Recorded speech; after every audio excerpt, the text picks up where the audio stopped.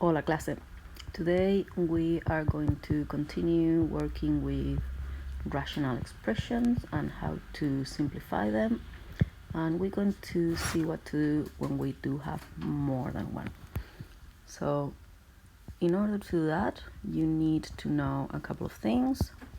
First of all, your operations with fractions, because remember that a rational expression is just a fraction with algebra on it. Then you're going to need to know how to factorize to be able to simplify common factors, and you need to know how to cross multiply to get multiple fractions into one. Okay, so for multiple expressions, and we will probably need 2 videos because we cannot do this in one screen, but the how-to is very similar. First, you're going to operate to combine in one fraction. That's what you want to do. What you do will depend on the operations, of course, but you want one fraction. So if you're adding or if you're subtracting, what you need to do is to cross multiply. If what we're doing is multiplying, then we just multiply our fractions. This is the easier one of all of them. And if what I am doing is a division of fractions, then what I do is I multiply by the reciprocal. And remember that your reciprocal is simply taking the second fraction and flipping it. So if I would have 2 fractions here dividing, A, B, C, D, whichever it is, the first one stays the same, and now multiplying, and what I do is I flip this one, that's my reciprocal, and I multiply that. Once I've got the operations, whichever they were, then I'm going to expand and simplify the numerator, because more probably than not I will have common terms.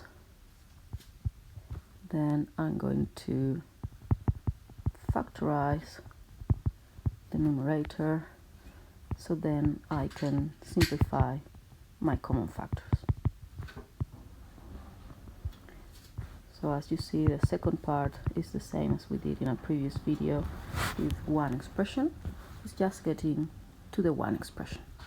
See this in an example. We're going to start with addition. So the first thing I need to do is to cross multiply, and remember we call it cross multiplying because it shows in the opposite numerator. What I'm doing is needing to match the denominators so I can add. So I'm multiplying both top and bottom. That's something that helps me, and that is because you know how to add fractions. You need the same, something weird happened, here you go. You need the same denominator so you can add the numerators and leave the same. So that's why you put these ones there, which is the same as multiplying by 1. It's just that it's a 1 that helps you. Okay, so I'm going to leave everything in brackets first. I'm going to multiply the first one by 6x. Then I'm going to be able to add and have the second one times 5x. And the denominator is going to be the multiplication of both of them. Of course, then I will be able to simplify. Okay. Now I'm going to simplify, and remember, nothing new has happened there. This comes both into the x and the 2. So I will have 6k squared plus 12x and this is a plus, so this will come into both of them. So 5x squared minus 20x in this case, and I'm going to just work in the denominator just so I'm not carrying weird things.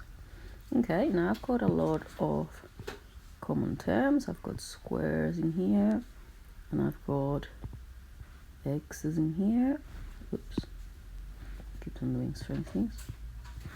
So I'm going to be able to simplify just by adding them. 11x squared minus 8x all divided by 30x squared. I haven't touched it yet. And then I realize that I've got an x here that I'm going to be able to simplify. So it's going to turn into 11x minus 8 divided by 30x. This is the furthest I can go, so I'm done with it. Let's see now one example in which we've got a subtraction, and we're going to do the same. We're going to simply cross multiply. And yes, I know that because we've got common factors in both, we could find the lower common multiple and work from there. And we will work with smaller numbers, but I'm going to show you that cross multiplying works every time. Even if I don't work with the smallest numbers, I will get to the same place. So we're just going to brute force it and cross multiply. And now I've got a minus, so I'm just going to bring it here. 2x minus 2, x plus 3, and the same in the denominator. I'm just going to operate the numbers, 8, and then x minus 2, x minus 3. And when I've got this type of rational expressions in here, I don't expand the denominator. Now here we are exactly in the same position. We could realize that we've got common factors here and simplify them, but let's imagine that I don't see that. I want to show you that we get to the same place, so we're just going to expand. And remember, I can expand this part and then multiply by 4. I'm going to do it all in one step just for space, and it would turn into 4x squared minus 8x minus 12, and the same in this one here. We could do the quadratic first and then multiply by minus 2, but because of space you can check my numbers, but it could give us minus 2x squared minus 2x plus 12, and we're just going to carry the denominator. We're not touching it. Oops, excuse me. Minus 3. And now, same as before, some of the terms cancel. Oops. Nope, there.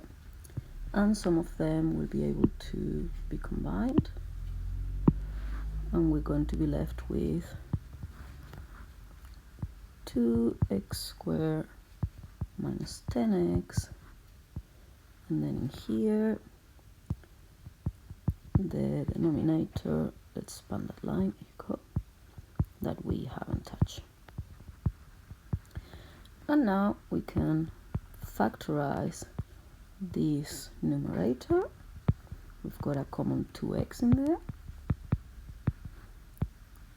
which is going to simplify with that 8 that we have in the denominator. And then we do the same as before. We're not going to expand anything. X minus 5, and here x minus 2, x minus 3. This is as far as we can go, so we block it there and we're done.